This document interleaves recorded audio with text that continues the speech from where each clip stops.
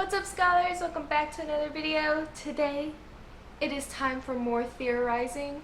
I am going to be diving into all of my theories regarding the true history and what I think happened, what I think it's about, the void history, the world government, One Piece, like the One Piece, the Will of D, all of it. I'm going to be diving into like the poneoglyphs, everything and how everything connects. It's gonna be a doozy. I have a solid theory now. I have been working on a theory for a long time now. Y'all know I have. Y'all seen me talk about it in all of my videos. I'm always very interested in the history aspect of One Piece because the world building is just out of this world. It is amazing. It is fantastic. And I have just been loving it so much. And now I am here to make a video specifically for theorizing. But before we get into our theorizing, I have to get my hat. My very ugly, very disfigured tinfoil hat. So now that I look like I belong in Shrek, let's talk about this.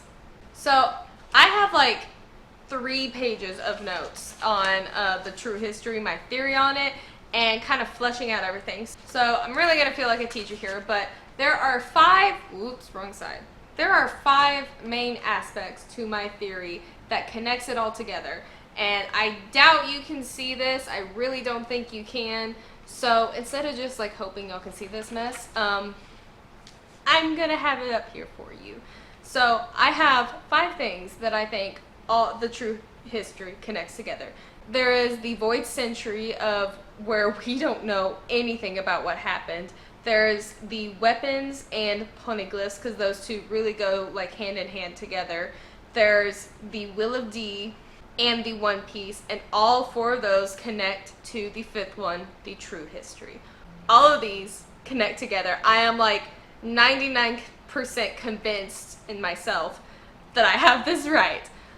I think they all connect together. I don't see how it doesn't connect, but we'll get to that. So in my last theory video, I went over the Will of D. So I'm not going to explain it all again here because I got really in depth with that. But essentially, I believe that the Will of D is tied to the true history, that the people who have inherited this will are somehow descendants or related to the kingdom, the great kingdom that the void century doesn't know anything about, that it has been covered up by the world government. I think they are connected to that great kingdom somehow. I don't know if it's like bloodline, like it's been passed down through different bloodlines, if it's just they are like distantly related relatives of people from the kingdom, something of the sort.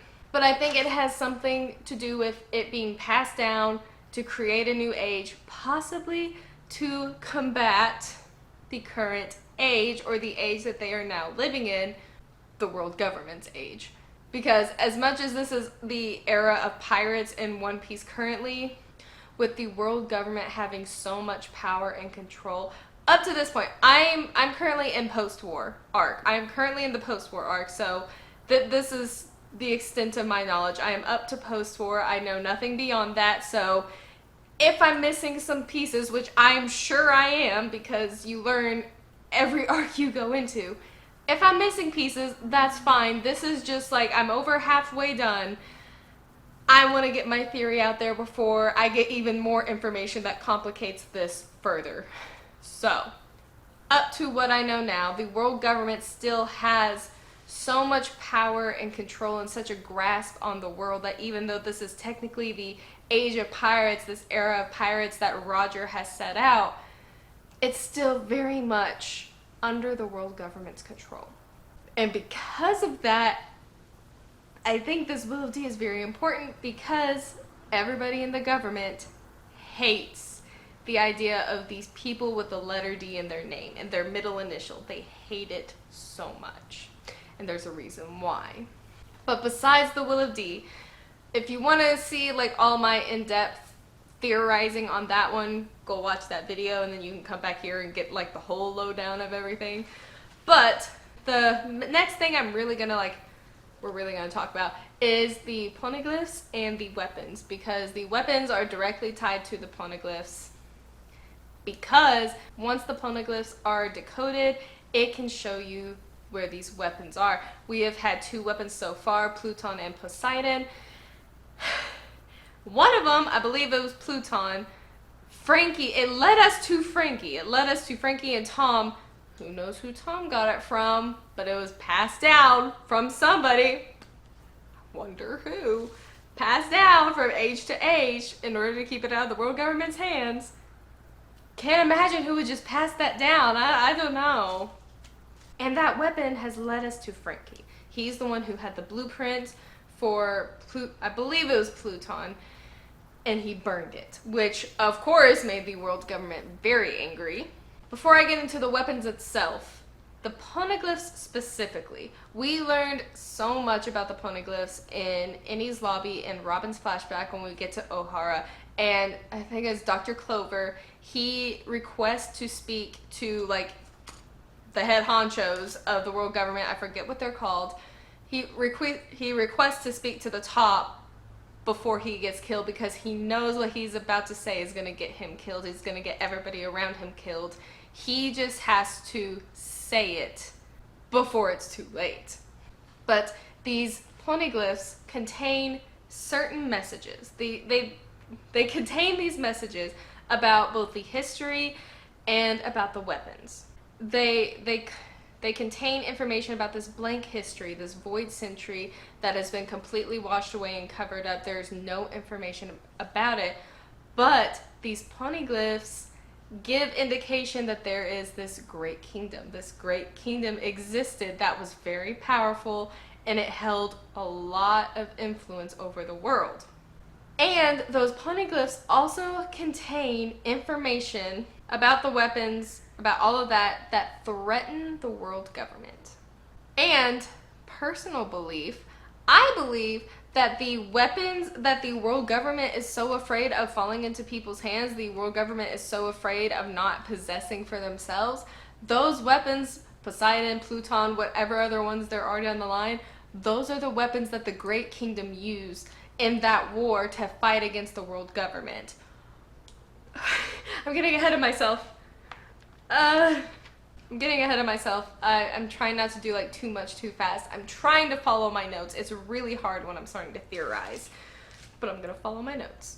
But yes, I believe that the weapons that the world government are searching for belonged to the people of the Great Kingdom, that they had those weapons. That's what they used to fight back with. And when they were going to be defeated, that's why it was all scattered. And that's why the world government wants it so bad. But before I get further into that, in Dr. Clover's exposition, his speech before he's killed, he makes note that the poneglyphs were written because the people who wrote them, the people from this great kingdom, were afraid of history being permanently destroyed if they were to write them in books, which means that they had an enemy of great capacity, world government, that could potentially do that. And to an extent, the world government has successfully wiped out a lot of this history to the point where almost nobody knows about it, which is why those who do know are such a huge threat to them. Which is, you know, that's when we learned that 800 years ago the world government was put into power. That's when they were created, that founded. And magically after that, whatever happened before they were founded suddenly vanishes. That's suddenly gone, not in history. It's all gone. We know this for a fact, that the void history, this blank history, was hidden purposely by the world government. This is where it gets really interesting, because essentially I know nothing about the true history yet. I know nothing about what happened to that kingdom, what the world government fought it for, why it all happened. I know nothing about it. But there is so many little details and tidbits of information that we've been given that lead, first of all, we know that it exists. We know the true history is real. Let us get that out of the way. It is real, it exists, it is out there, and it can be discovered, because Rayleigh knows it. Roger knew it, Rayleigh knew it, and Whitebeard knew it. And I'm sure more. I have a theory that Garp knows it too. I just know that man knows some things. But it is possible to figure it out. And I think because there's that possibility of it being figured out, that's what makes any single person who knows about it or even knows a little bit about it such a huge threat to the world government. I think a lot of that lies within the actual message of the weapons, of the poneglyphs and the weapons it contains. Because I think, I'm really going to dive into like the weapons aspect of this. I think the weapons could point to at least 3 different things. At the most right now is what I'm thinking. There's 3 possibilities of what these weapons could point to, what these messages could point to. First of all, the weapons, whether it be from the architecture of the weapons, how it was built, the construction materials that was used, the weapons could possibly point to the kingdom itself. It could, okay, hear me out. This is where the foil hat really is starting to affect my brain. Hear me out. These weapons, when they're all built, if you have them all together, it could act as some sort of like guidepost or something that leads to the kingdom. It could actually put you in the place that the kingdom actually exists. I don't know how, but it's a possibility. The weapons could potentially lead to the location of the lost kingdom of this fallen kingdom. Secondly, the weapons, and I talked about this in my Skypia video when we were first getting all this information about the true history. I was really going wild with it. But if when you put all the weapons together, it makes more than just a weapon. It's something more than that. The weapons itself could lead to the One Piece. No, I mean the weapons aren't the One Piece. But if knowing about the weapons could potentially lead to the One Piece, that would, because I have a feeling, I'm probably wrong, but I have a feeling the One Piece could be located in the ruins of that fallen kingdom, or in an area surrounding that fallen kingdom. Like, the kingdom could probably be hidden, or it's not known. Maybe the world government has somehow kept it off the map. Maybe the log poses don't even point to it somehow. So you'd have to get there by chance. You'd have to get there by luck, by this inherited will, by luck, because luck is a huge thing in this story. Those who are lucky are the ones who are going to find this fallen kingdom, which would lead them to the One Piece. That is also a possibility. I don't think that's going to pan out. My most solid of these 3 is the third one, which, if the weapons lead to something, besides them just being these mass weapons of destruction, just despite them being just weapons, if potentially they were to lead to something, they could locate the location of the Rio poneglyph.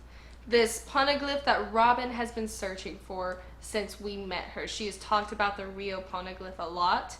And the Rio poneglyph could contain that true history. It could contain the full account of that blank history, the void century. And if you were to find that, I don't know what you would do with it. It kind of explains Rayleigh's explanation in Sabody, how he says you could come to a different conclusion than us when you read that blank history, that void history, and you get the full account of what was going on. Then yeah, maybe your mind could be changed. Maybe your opinion changes when you find it, because up to this point, all we know is the world government side, and we know very little about their side at that. We don't know anything about this great kingdom. We don't know the type of people they were. We don't know the morality of these people. We don't know if, even though it was a great kingdom, doesn't mean it's a good kingdom. So it could have been an absolutely awful, awful place that terrorized the world. and the world government wanted to cover it up. Now, I'm not excusing anything the world government has done. They are absolute garbage at this point in the story, and I don't like them at all. But however, that is a possibility that this great kingdom was just horrible. And so that could be why they are pushing so hard against anybody wanting to find it. That could be why they don't like any of these inheritors of this will, because they think that they could bring this terrible age back into existence. It could be something like that. It could be. We don't know, because we don't know anything about either side of the story, because the world government wants to hush it up so they don't tell their full account, at least not to me. And we don't know the Great Kingdom's account because they were washed over, that we don't know anything about them. I'm getting too excited. However, I don't think that's the case, but it's a possibility. It is possible that the world, or that the true kingdom, this great kingdom, was worse than the world government. So it's like the lesser of two evils. It's a possibility. I don't think it is, but I'm just saying it could be. It could be a possibility, because that would definitely be able to change, like, Rayleigh's mind about things, Roger's mind, things of that era. But there's some flaws in that. There's some holes in that theory. I don't know. But what we do know is that some of these locations of the weapons have led us to people. They've already led us places, such as the location of the blueprints for Pluton led us to Water 7. It led us to Frankie and Tom.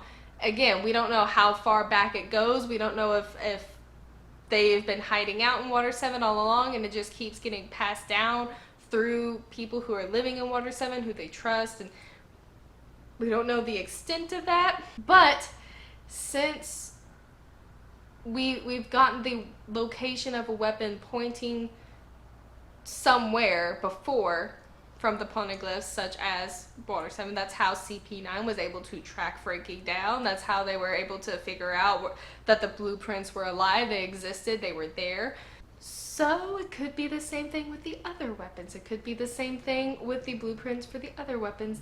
If the poneglyphs could contain the locations of it, and those locations lead to different people, and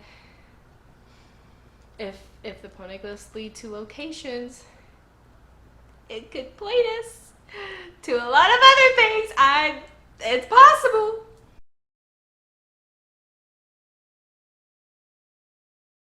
The reason why the Void Century is just completely banned is, first and foremost, it is a threat to the world government. We don't know in what capacity, but they hate it so much that, one, they have banned just reading and deciphering the poneglyphs. They have banned the people from trying to get these weapons of mass destruction, and they're trying to hunt down these weapons for themselves. It's a lot. It's a lot. So, like, there is a specific reason that these poneglyphs are banned. This Void Century is covered up, but it's not just because it's a threat to a world government. There is also because the idea of the weapons falling into the wrong hands, like Crocodile was searching for that weapon when we met him in Alabasta, and I don't doubt that there are other pirates out there who are wanting to do the same. It wouldn't surprise me if Blackbeard's trying to find something, because he's so power hungry that he would do something like that. Wouldn't surprise me if Doflamingo was doing that, because he's just absolutely crazy, and he'd probably find it fun. I don't know, but I could see that happening. So I get that they would ban that, also for the fact that if those weapons fall into the wrong hands, that would cause even more trouble for the world. That would be like the only saving grace of the world government, is that they don't want the world to end. I mean, that it points to them. That's kind of the layout of the poneglyphs, of the weapons, kind of everything I know about them as of this point, what I'm thinking about those in general. It's a little messy, I know. This is very messy. Even though I have notes, it's still messy. My theory is, it's there, but it's hard to just articulate, or I just can't speak. Either one.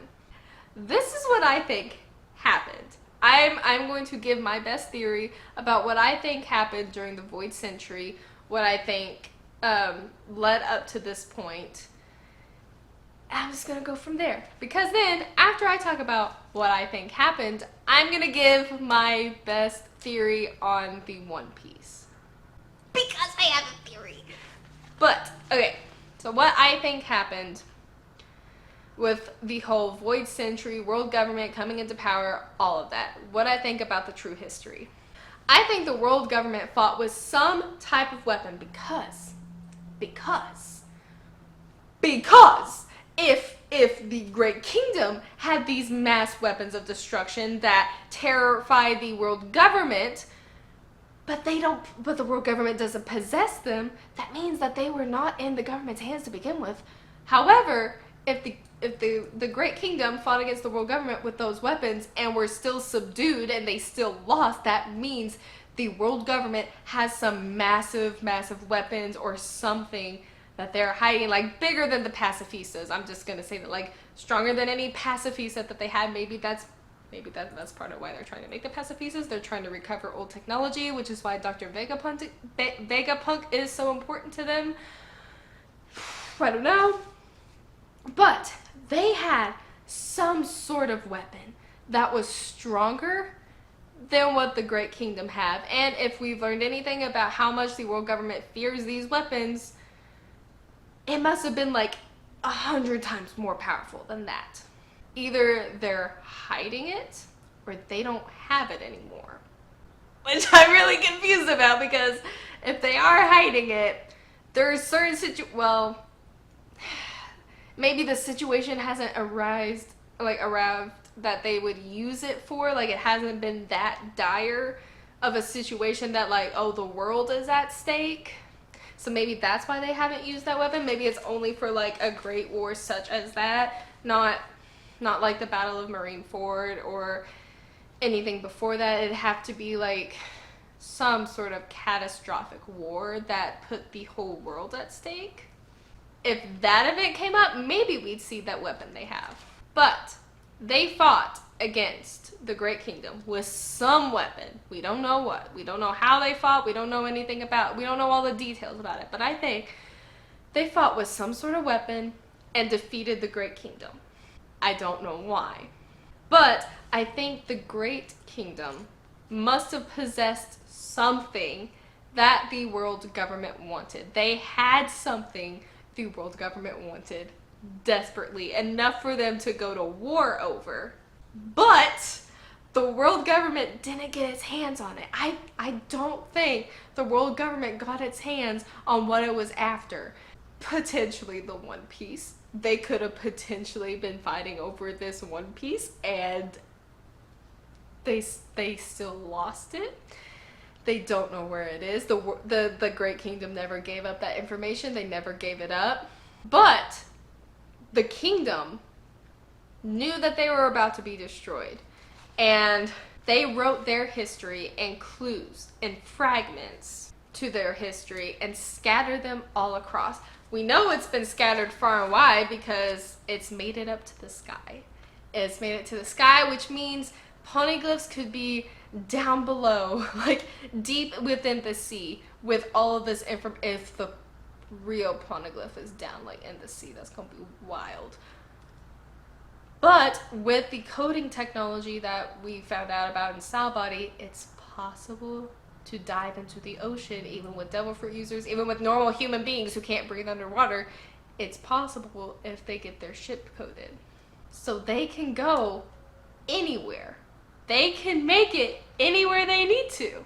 But they scattered those poneglyphs and they scattered the weapons so that none of it would fall into the hands of the world government. And I don't know what stone it is that the poneglyphs are carved into, but the poneglyphs are inscribed in a way that it can't be destroyed. No matter what they've tried, these poneglyphs cannot be destroyed. So the world government can never permanently get rid of this history. It all just depends on if someone could come along and decipher it to figure out what it's actually talking about.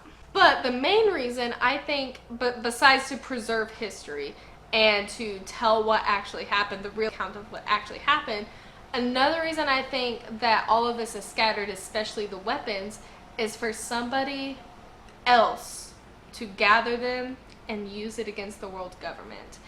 And I'm wondering if because maybe Roger knew all of this, like Goldie Roger, he knew all of this, but maybe by that time he already knew he was going to die, and his crew knew like this isn't gonna work, like what we have now isn't enough to fight against the world government, and maybe that's why he turned himself in to create this age of piracy to inspire so many more to go out there to try to discover it, because one or two crews maybe not enough to fight against whatever the world government has. Maybe it's not enough to tackle all that history and all that burden of what happened, but an alliance. And we see alliances happening everywhere. We see a person who can draw anybody to him to help him, even former villains and antagonists that he fought against. Luffy, maybe. And this is also backed up by what freaking Whitebeard said at the end of Marineford in his speech when he looks at Teach and he says, "You're not the man Roger was waiting for." Roger was waiting for somebody. He was waiting for somebody to come and pick up the pieces to continue what he was doing with the true history, with the One Piece, with the Will of D, with all of that together, so he could challenge the world government, and it's Luffy. It's gonna be Luffy. It could happen. It's a possibility. Perhaps Roger knew that with what he had at the current moment, that wasn't enough to take on everything. And it's further reinforced by Whitebeard's speech when he said one day, what does he say? What does he say? I said it in my Will of D video, but I'm going to say it again here because it's juicy. It's good. It's good. Especially because he's talking about, like, you know, wills being passed down, talking about like Ace's will, but also Roger's will, and saying it's been passed down like that since ancient times. Someday one will arise who will challenge the world and shoulder centuries of history. Sengoku, you and the world government fear the great war that will come to this world one day. I could dissect Whitebeard's speech and make an entire, like, 3 or 4 theories out of his speech, because that man left us a bombshell. He left us so much with that final speech. Like, however, this further emphasizes that, because shortly after Roger or Whitebeard says this, he mentions that the One Piece does exist, and Sengoku gets so angry.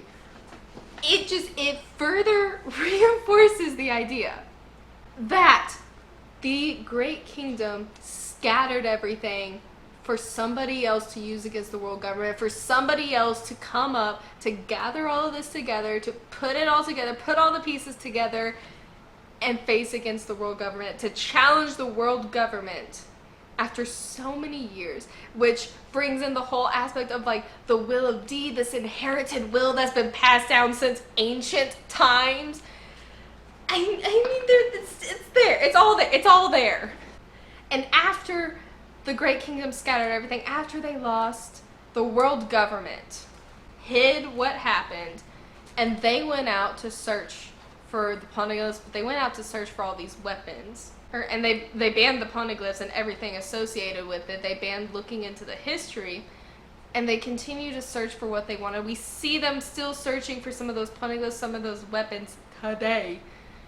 And the fact that they don't have what they want yet is why they're so threatened by these people who can challenge them, these people who have inherited the will to challenge them, to rise up, to shoulder all of that history and take them head on. That's like this great war that Whitebeard was talking about that will happen when the time comes, that the world government's so afraid of. Like,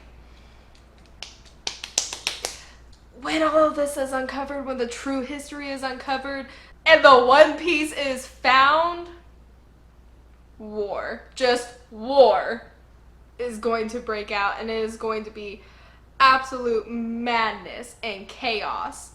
But to finish off the theory of what I think happens, we are going from past tense to present tense now. I think this is going to happen. That the Will of D and the One Piece will come into play at the very end. And with the Will of D being these descendants and the One Piece, which my theory on the One Piece is, what if, it's a big what if the One Piece is some sort of key or treasure item of some sort connected and associated with this void century, this fallen kingdom, and the true history?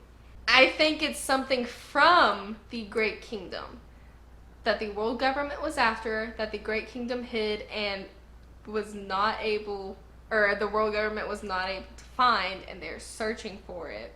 And it relates to the Will of D and this inheritance of will for those who came after them to find this One Piece in order to bring the kingdom back together, to bring the world government down, something. But I think the One Piece is some sort of key that fits into all. It's like maybe not even like a physical key or anything, but it is the key that fits into everything. It is the One Piece that connects everything together. The Will of D, the void history, the poneoglyphs, and the weapons, all connected by this One Piece to the true history. That is my theory, because that would explain why the government hated Goldie Roger so much for starting the Age of Piracy, for announcing anything about the One Piece that drives people to try to find it. And it would explain also why Sengoku was so furious that Whitebeard in his last moments stood and screamed that the One Piece is real. It does exist. Because to these pirates, it is like a dream. It is something they just want to find and discover for themselves, because it just seems like this valuable thing that has been hyped up. And some pirates will not know the importance of it, but some will. And for those who do, those who have this will, who know the One Piece exists, knows what it stands for, knows what it means, know what it connects to, and that's why they go after it. That's why they're going for it, because the one who discovers it, one, is going to start a war. Two, is going to uncover the true history and this great kingdom, this void century, all of it. But the only ones who can do this are the ones with the Will of D, the ones that have this middle initial D, this inheritance that has been passed down for centuries. That is the only ones who have the potential to find the One Piece, which is why the government hates and fears them so much, because they know they're the only ones who can truly, truly stand in their way and start that great war. And it also explains Rayleigh's thoughts in Salbody and why they didn't act, potentially, because even though Roger did have the D middle initial, perhaps it wasn't time. Perhaps he knew there was somebody that was going to come along later that would be able to do it because of the sickness in his body or because of something else. He knew he wasn't the one to do it, but he knew somebody would come along who would, which is why Whitebeard said that Roger was looking for somebody. He's waiting for somebody. But the fact that Whitebeard also did say, you're not the one Roger is waiting for, in current tense, like, he did say that in present tense, didn't he? Yeah, I mean, he did say the man Roger is waiting for is not you, which, listen, you're supposed to use past tense in situations like this, and the fact that he doesn't, I don't think Roger is still alive, because he was publicly executed. They wouldn't have botched that execution so badly that people saw him walk away with, like, scars on his neck. But I don't like the way Whitebeard said that in present tense. Like, he could have said, like, the one that Roger was waiting for wasn't you. Like, you weren't the one he was waiting for. But the fact that he was like, Roger isn't waiting for you, I don't know if that was just, I don't know if it's just a translation thing and I'm just thinking way too much into it, but that is my theories. I think that the more we learn about the true history, about this void century that we know nothing about, the more we learn about it will reveal more about the world government, more about the Will of D, the poneglyphs, and the One Piece. They're all connected. Everything is connected. I just know it. I just know it. And I do wonder, this just came to my head, if there is a reason the poneglyphs are in specific places. Like, because Alabasta is where we see the first poneglyph. It's a desert oasis. There's a whole kingdom there. There's an entire kingdom there. So it's like, wouldn't that not be like an ideal place for a poneglyph? Or is it the ideal place because there's more people around to see it, even though it is still kind of hidden, which the fact that it was hidden means that generations and generations knew about it, so they were hiding it. So I'm wondering, were there specific reasons for where the poneglyphs ended up? And on that note, if they ended up in these specific places and were hidden so well for generations and generations, were descendants of the kingdom able to escape? They made it out alive and took all of this with them, and that's how they better scattered it all over the world, is because they escaped and took it with them, and then we're just placing things up in different things. Maybe one of the descendants of the Great Kingdom founded the Alabasta Kingdom. We don't know that. He or she could have created the Alabasta Kingdom by themselves and made it this desert oasis for the one purpose of hiding the poneglyph there. I don't know. Skypia, like, it was on the island of Jaya before it got blasted into the air, so that one is a little bit harder to figure out. But it could be related to the Sky people, the ones, yeah, like Kalgara, like his tribe and everything, because they had it, like that tribe of people, maybe there was a descendant that went over there. But all of this is very interesting to me. I am having a blast theorizing. This is a lot longer of a video than I thought it would be. However, that is my theory as of now. The more I learn, obviously, the more I am going to be flexible to like change things around, the more I figure out I'm wrong or right. Oh. If there's one thing I think I'm sure of, is that all of these things are connected to each other. It just, in my mind, it has to be. It has to be. But that is all for this video. So thank y'all so much for watching. I hope y'all enjoyed my ramblings, my excited tangents that I still somehow got off on, even though I had my notes right here. I hope y'all enjoyed all of this. I had, again, such a fun time theorizing. I am really looking forward to learning more information about the history and world building of this world, because it is just fascinating. So thank you all so much for watching. Be on the lookout for my post-war arc review. It will be next Thursday, so be on the lookout for that. And I posted my Marineford video last week and my Will of D theory again the week before that. So if you haven't seen those videos and you want to, make sure you go check them out. Other than that, I hope y'all have a fantastic day. Thank you all so much for watching, and I will see you next time, scholars.